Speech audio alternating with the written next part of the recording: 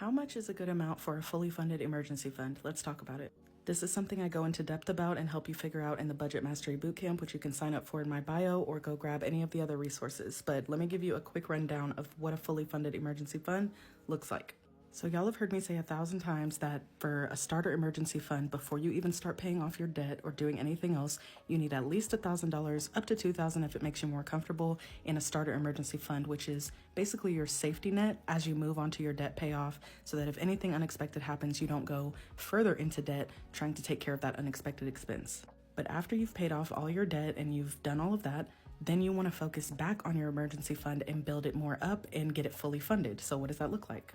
You have a few different options, and it's totally up to you and your comfort level and what is going to make you comfortable with your savings. Option 1 is to have 3 to 6 months worth of your fixed expenses. What does that look like? Let me show you. You should by this point already have a budget in place. We're looking at a monthly overview budget right now, and you'll see the income, fixed expenses, and variable expenses. I just told you 3 to 6 months worth of fixed expenses. What are fixed expenses? They are your bills that have due dates. Anything that you pay on a monthly basis with a due date, like rent, water, any of your utilities, your phone, insurance, you see all these examples here, even debt payments. These are fixed expenses. Even though electric can vary from month to month, use a high average in your budget, and you are going to want to total all of that up and get your fixed expense total for the month. In this case, we're looking at $2,650. So in this example, like I said, $2,650.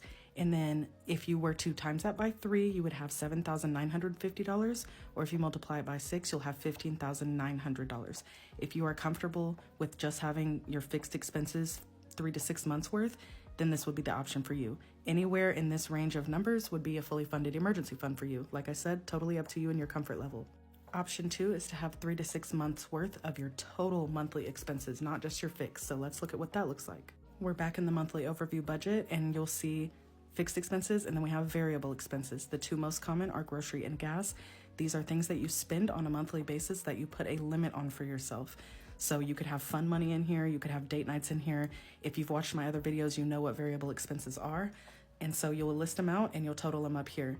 You need to take this number and this number, add them together to get your total monthly expense amount, which in this case would be $3,350.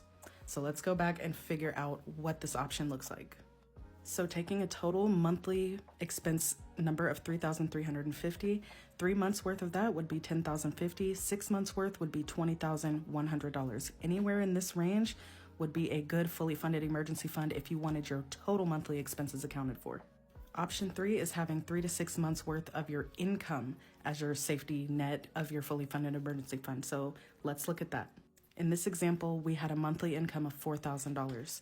So we are going to take $4,000 and we are going to multiply that by 3 and 6.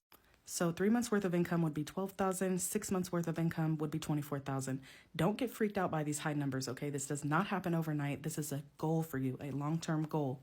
So how do you pick between, how do you decide which one you want to save? That completely depends on your comfort level. So say you lost your job and you didn't know when you could get a new one. Which one would you be more comfortable having? 6 months, 3 to 6 of fixed expenses, 3 to 6 months worth of total expenses, or 3 to 6 months worth of your income? This one is obviously the highest amount, but this would allow you to go 3 to 6 months without a job and you will still be able to fully live your life.